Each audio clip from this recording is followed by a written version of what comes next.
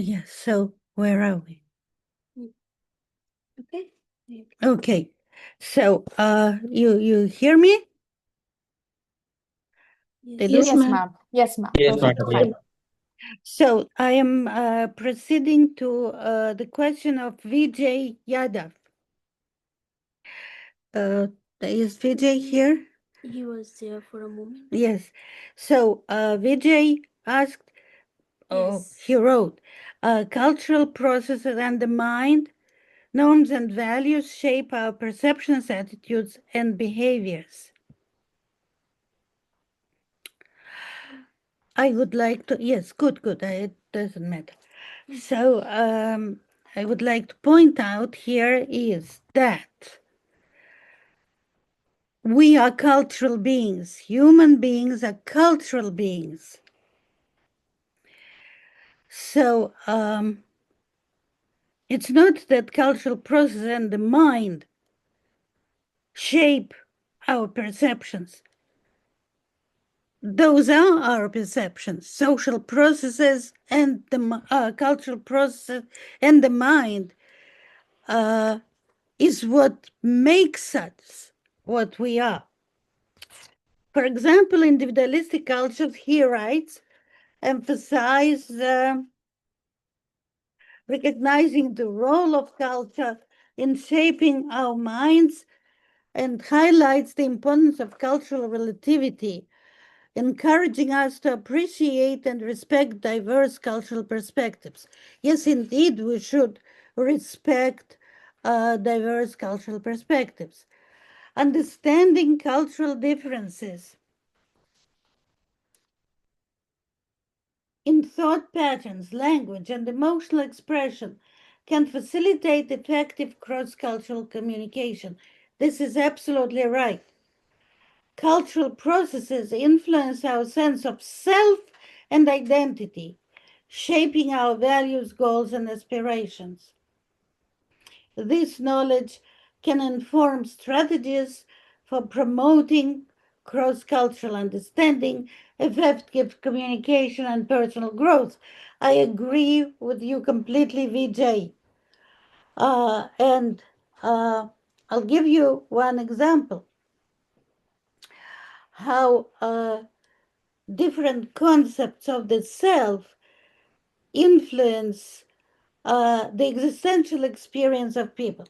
So the monotheistic concept of the self, which is introduced in the Hebrew Bible in the very beginning, is the concept, is a categorical abstraction. That is, it is a separate category, completely separate from other categories, such as the group, for example. So the group is separated from the individual, or you can also separate the individual, the human individual, from the animal individual, or you can separate the human individual from God. So that the human individual is necessarily defined as an autonomous, that is free to an extent, free agent, the agent with free will. So when one experiences oneself as the agent with free will, completely separated from the group, or completely separated from the animal on the one hand and God on the other, one becomes very active. You see, the individual then becomes very active. The individual is trying to control one's life and maybe the lives of others. So you can see this in the great activism, expansionism, and aggressivity of the monotheistic societies, of all of the monotheistic civilization. For example, Islam very much and Christianity. But then, speaking about the concept of individual in the Chinese civilization, until now I didn't have Indian students, but I had for many years lots of Chinese students. And in all my classes, I asked them to define their self, to characterize their self. And I would have both American Western students and Chinese students do that in the same classroom. And here is a very, very interesting answer that a Chinese student gave me. She said, before I came to the United States, she said, I experienced myself as a drop in the ocean. You see, I imagine that.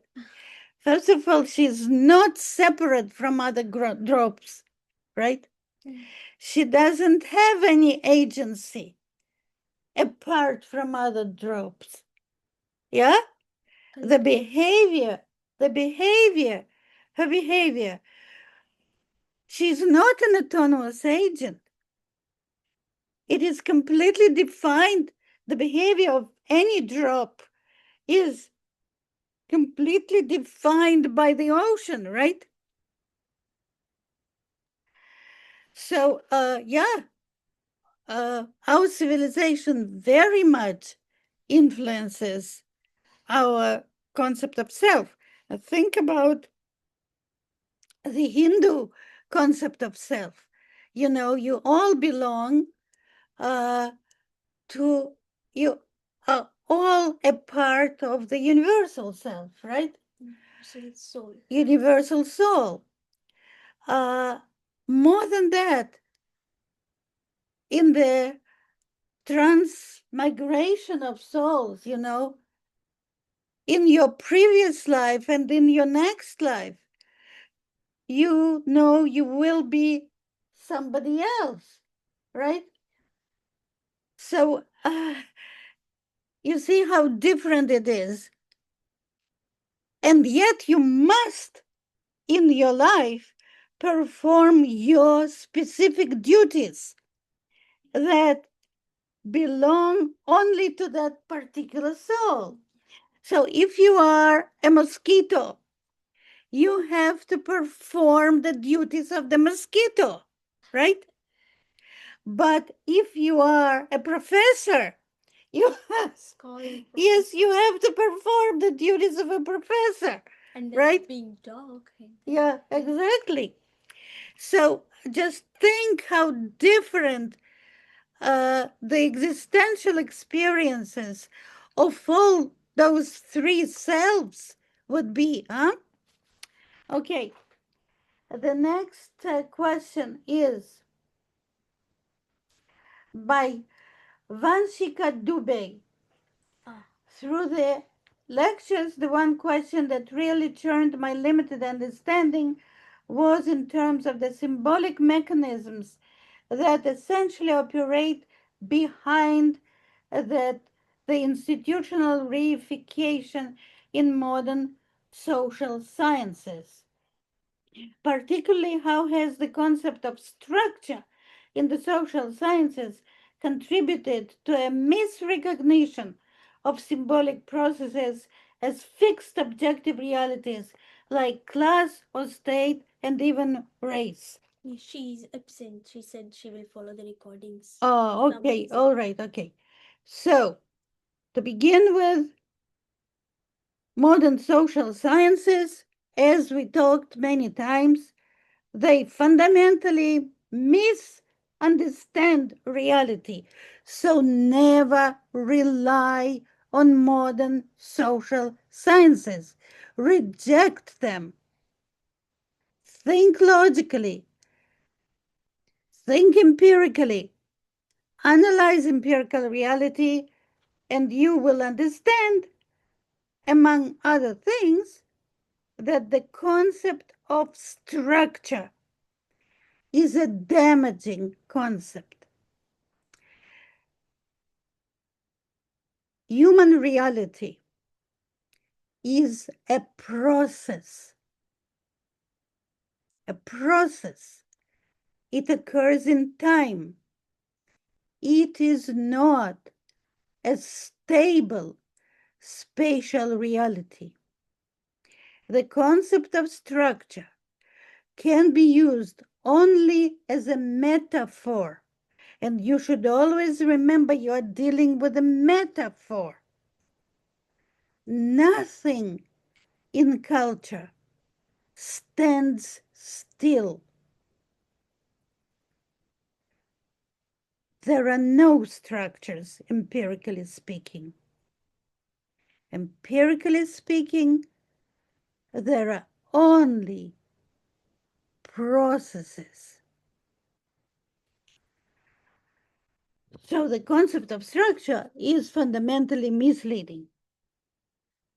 Then I was asked a quite remarkable question by Hafiz KM. You want to see? Think. Yeah. Oh, he's a little doggy. Oh, not a doggy, a sloth. Yeah, yeah. Oh, I see. Okay.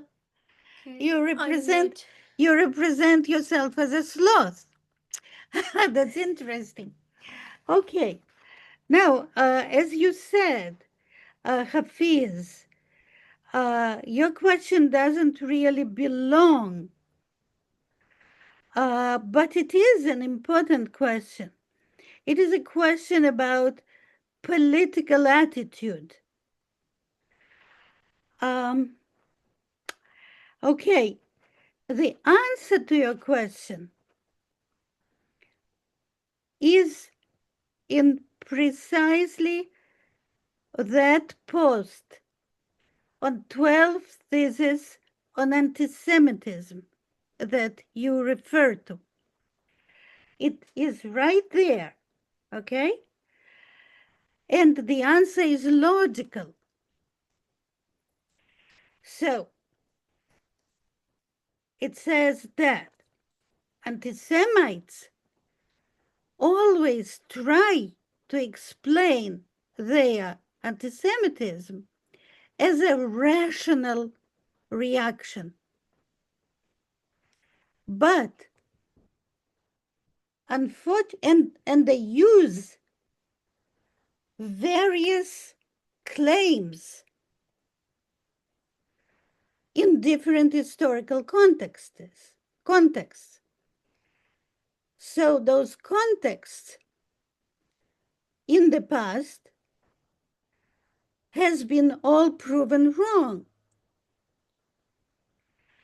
You single out one particular, and this means that every context is wrong, you know, and every rational explanation is wrong because the sentiment itself is not rational. It is continuous. It cannot be dependent on any historical context. It can only be explained psychologically rather than historically. And in this way, it relates to the current explanation that is being raised. You see? So you can see, just like all the others, it is false. Okay, but this is it. The only understanding of clear understanding of political reality and what is true and what is false is like the understanding of any empirical reality must be based on facts and above everything on logic, and very clear definitions of variables. And then this is the only way to defend oneself. Logic is the only way to defend oneself from propaganda and falsehoods. Okay, then I have another question which is without a name. Yeah, so all these three were from the last lecture. They really want you to address, but I cannot find their names. Okay, there were three very interesting questions from the last lecture. The first question is, could comparative studies of neurodivergent brains, neurodivergent means sick or abnormal, unique symbolic processing pathways reveal novel neural architectures that enhance AI, artificial intelligence, capacity for nuanced understanding and creativity. And what does this suggest about the relationship between biological diversity and symbolic intelligence? So again, I answered that. I hope that you read my answer in the post on the mind and artificial intelligence. And the answer is there is absolutely no relationship between biological diversity and the mind, which can be called symbolic intelligence, but the mind, of course, is much more than symbolic intelligence, and there is no relationship whatsoever between biological diversity and artificial intelligence, which also can be called symbolic intelligence. And there is also absolutely no relationship between the mind, the human mind, and artificial intelligence. Artificial intelligence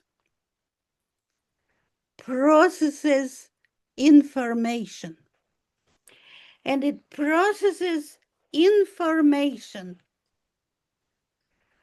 through calculation.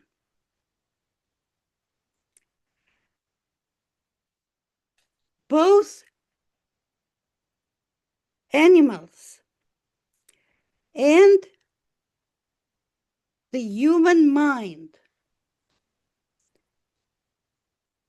they don't process information. They interpret reality. And this interpretation, especially in the case of the mind, is by its very nature creative. Artificial intelligence does not create anything at all. It processes information through its classification by calculation. It calculates how many letters there are in a certain set of information, how many words, how can they be ordered, what is the most frequent word, what is the second frequent word, and so on. There is absolutely no interpretation of meaning or significance. It is we, with our minds, who get the result of the AI processing and then interpret this. Okay, the next question. I wanted to ask, How do frameworks that position the mind as a social construct account for neurodivergent or queer ways of knowing and being, which often challenge normative separations of mind and body? First of all, the mind is not a social construct. For this reason, those who think it is a social construct, that is, modern social sciences, cannot account for anything. They are useless. Abandon them.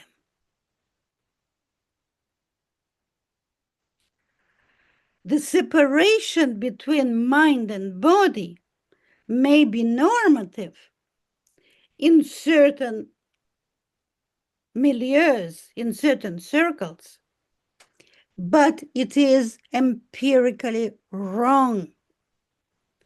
Mind and body can be analytically distinguished, but they can never be separated.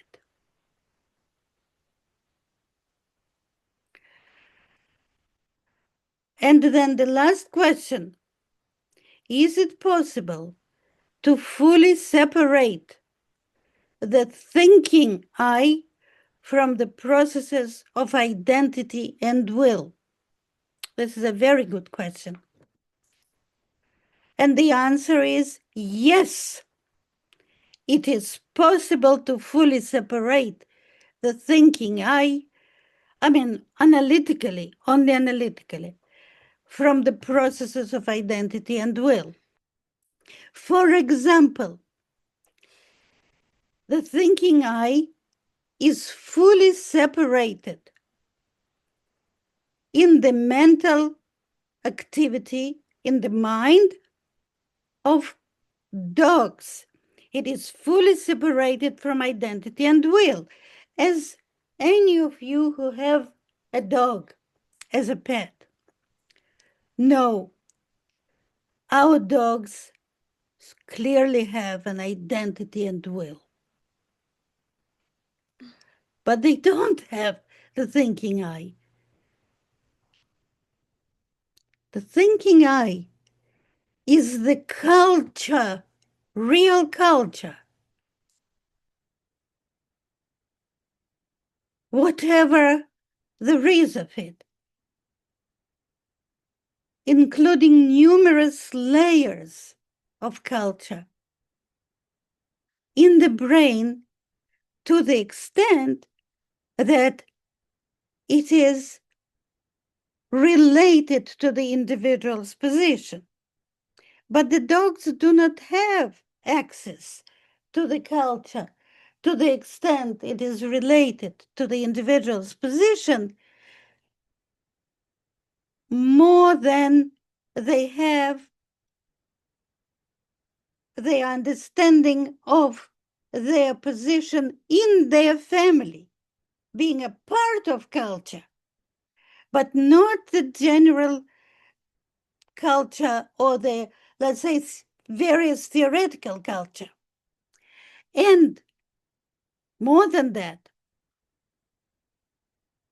the thinking then for this, also for dogs, but for this, again, I suggest to you, do read Mind, Modernity, Madness. What is interesting, the thinking I is truly, completely separated from identity and will in the case of the most severe mental illness of schizophrenia. Completely separated. Identity and will in schizophrenia are lost. And the only thing that remains in the mind is the thinking I, but it stops being related to the individual, to that particular individual. It becomes a free ranging culture, unindividualized. And this culture is experienced by the sick individual as coming from outside. The individual no longer experiences one's thoughts as his or her own. The experience is of somebody else being inserted into one's body and observing one. So those are empirical cases, both dogs and the severely mentally ill, for the separation of the thinking I and the other processes in the mind. Okay, so this is the end of the questions that I received. I don't know what you would like to do. I will see if. Okay, so yeah. Do you have any more questions? Anything you would like to say? I would request you to switch on your videos so we can see. Hmm? Okay, so here we found lots of people. Some of them. You would like to say anything? Oh, we can No, just no. wrap. I would just like to thank you all for participating in this class, and I do hope that you continue thinking and developing ideas. Do not trust social sciences as they exist today, but trust your own selves. Okay, everybody, thank you all for joining. And I can see a lot of familiar people's name since I never saw you in person. But okay. So there's just one thing which is very basic, and I get a lot of question for that. Uh, so we will have a assignment, and I would like to make it very clear again and again that last day to submit assignment would be 7th of August. You have to write one page, two paragraph of your own understanding from over the course, all five lectures. There's a there's a recording available on YouTube. You can take reference from that. You can drop your remark. We don't want you to answer certain questions or anything like that. It's just your understanding, your reflection from the course. What do you think about it? And yes, first of all, I would like to really thank Professor Greenfield.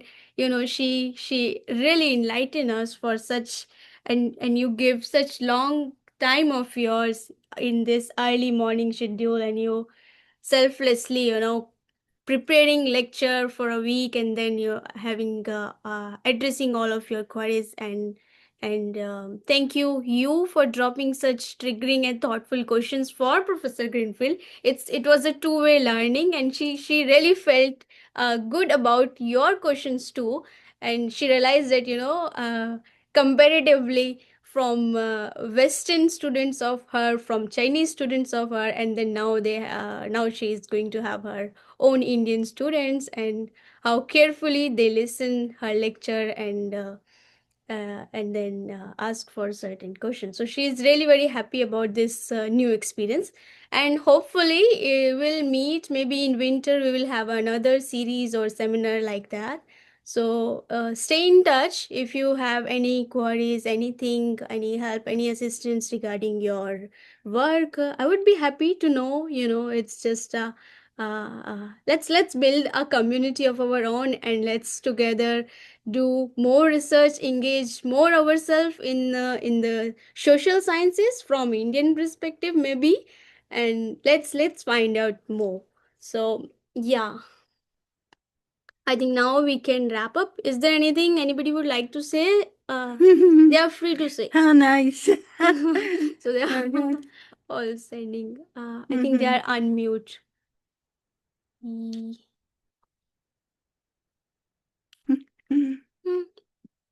I think okay. So there's it in chat. They are writing. Okay, now I think we can just stop. Okay. Okay, bye-bye, Bye-bye. everybody. Thank you so much, Professor. Bye-bye, Thank you, ma'am. Monica ma'am. It was really Thank you wonderful so to much. have you Thank you over so for much, Monica so ma'am. many So days. much. Thank you so much for this, ma'am. Really. Thank you. Learned Bye. so Thank you very much. much. Thank you. Thank you. Very wonderful lecture. Oh, here's Very Vijay. insightful. Yeah, I see.